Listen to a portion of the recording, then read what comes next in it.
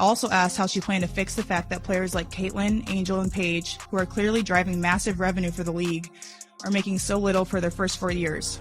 Her response was, Caitlin should be grateful she makes $16 million off the court, because without the platform that the WNBA gives her, she wouldn't make anything. And in that same conversation, she told me, players should be on their knees thanking their lucky stars for the media rights deal that I got them. The WNBA was rocked by turmoil late on Sunday night. According to reports, Commissioner Cathy Engelbert, a self-described visionary for women's basketball, has ordered a 20% wage reduction for multiple clubs. It was referred to as a budget recalibration in the official memo. Translation: a corporate way of expressing, "You're paying the bill because we made a mistake." Players receive emails that appear to be terrible jokes when they wake up. Suddenly, their direct deposits have decreased. Some others lost $30, $40, or even $50,000 in a single night. With the description, "Guess exposure pays the rent now," one gamer shared her counterfoil on the internet. Before the league could hit refresh, screenshots went viral. No one could understand how the commissioner who boasted about record earnings suddenly couldn't afford her players, and average salaries around $12,000 simply plummeted. 4 hours, there was silence in Cathy Engelbert's office. There was just a wall of PR fog, no press statement, and no emergency call. The Supermax players, who were earning about $249,000, referred to it as outright treachery. These were the league's faces, the ones that helped the season reach a record-breaking number of viewers in 2025. This was their reward for more than 1 million fans watching each game, record merchandise sales, and new sponsorships.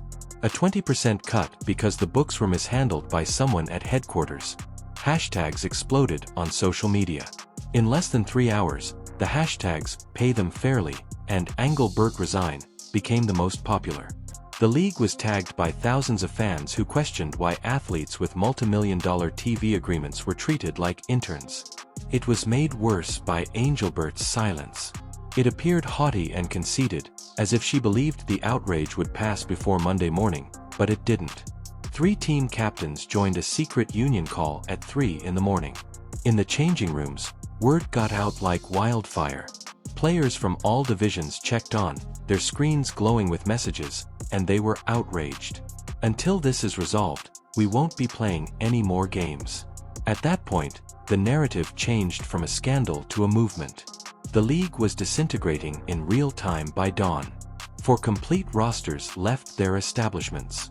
The New York Liberty, Atlanta Dream, Minnesota Lynx, and LA Sparks were all eliminated in a single morning. 60 athletes with their bags packed, refusing to play or practice. As players stormed out, some in tears and others laughing at the ridiculousness, local reporters set up camp outside the venues. The moment that rocked the internet was captured by ESPN. Players are throwing their practice jerseys into WNBA 2025 garbage cans. Violent, cinematic, and symbolic. The live viewers were in disbelief. It wasn't merely a strike. This was an uprising. The WNBPA released the much-anticipated statement by midday: "We have had enough of being thankful for crumbs." Like a siren, these 5 words tore through the league. The post received 2 million views on X in a matter of minutes. The comment sections became battlegrounds. NBA players, commentators, and fans all voiced their opinions. Next came the financial consequences. Platforms for ticketing began to provide widespread refunds. Games were cancelled, venues were vacant, vendors were incensed, and almost $1.2 million was lost in a single day. On a game day, venues were silent for the first time in league history. The optics were disastrous. Sponsors started phoning league headquarters to demand explanations. Teams on social media hurried to remove planned postings promoting empowering female athletes. When you reduce your athletes' wages in half and they go on strike, empowerment doesn't look good. The masterclass in corporate denial followed. The news conference of Cathy Engelbert. She appeared to be a CFO who had misplaced a decimal point on an Excel document as she smiled as she entered. Reporters were prepared, cameras were rolling, and what she said was pure publicity fodder. According to her, the cuts were made temporarily in order to stabilize the league's sustainability. Insomnia could be cured by the sentence alone. The moment that will always accompany her then arrived. Players should be appreciative of the publicity they receive from participating in the WNBA, she said. There was silence in the room. Reporters were unable to determine whether they had simply heard satire. That video became viral on TikTok in a matter of minutes. There were numerous edits of Engelbert's visage next to merchandise expressing gratitude for exposure. Emojis of laughter were used by players to repost it. The sound was blended over footage of vacant stands by fans. It turned into a meltdown soundtrack. Veteran celebrities, meanwhile, arrived with receipts. Screenshots of the 2025 broadcast agreement, which is worth around $200 million annually, were shared. That was the intended source of funding. When she referred to the agreement as historic last season, Engelbert boasted about it.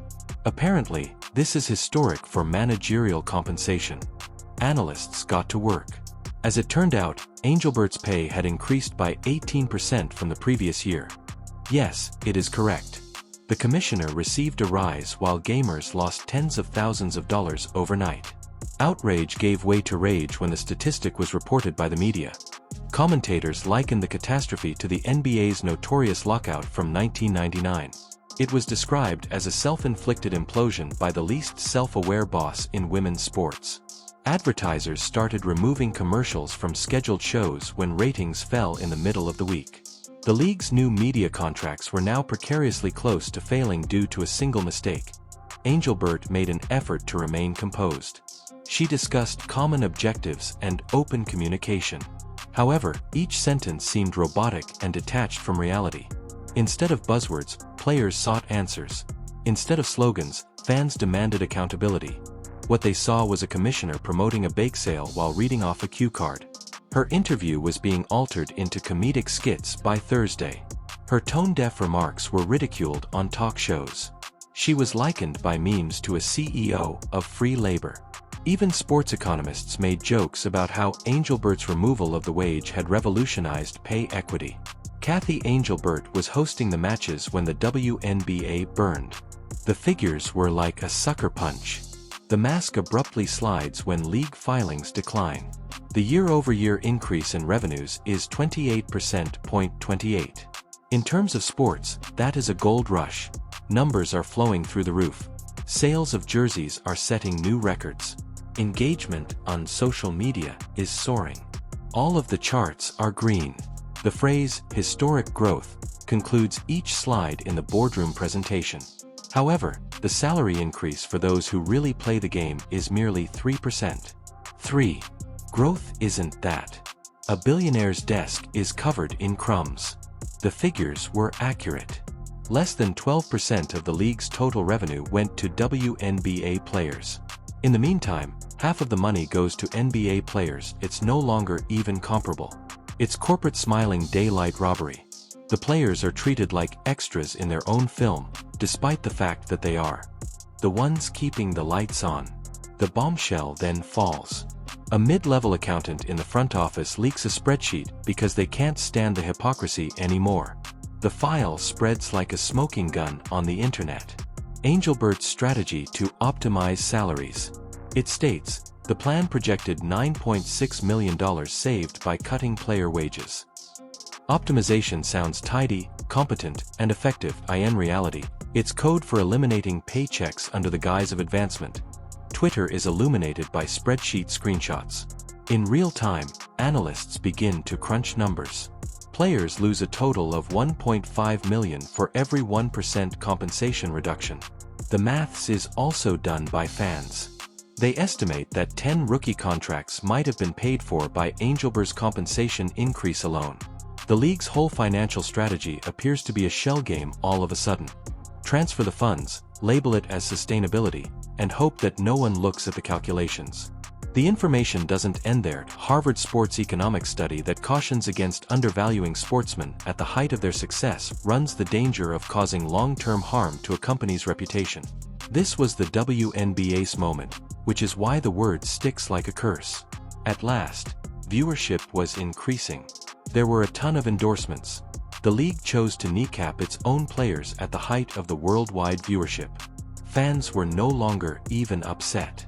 They were worn out. Exhaustion gave way to rebellion by midnight. #we're done with it exploded online. In a matter of hours, it surpassed discussions about the presidential election, NFL coverage, and even celebrity rumors. Everyone was discussing the uprising in the WNBA. Parody songs, protest art, and TikTok edits. Everywhere on the internet joined in. These days, the players were fighting over more than just a pay decrease. They were defending their dignity. The record-breaking live feed followed. Players from several teams appeared side by side, cameras flickering, their faces fierce and exhausted, drawing in over 3 million people. Until pay justice was achieved, they declared a league-wide holdout. Just one demand, equality or nothing. No committee meetings, no ambiguous assurances. Sponsors of the league panicked. Two of the largest companies, Nike and Gatorade, announced a temporary halt of their $25 million combined promotional ties. Translation: until you address this mess, we won't touch it. Despite Engelbert's PR team's best efforts, the harm had already been made public and could not be undone.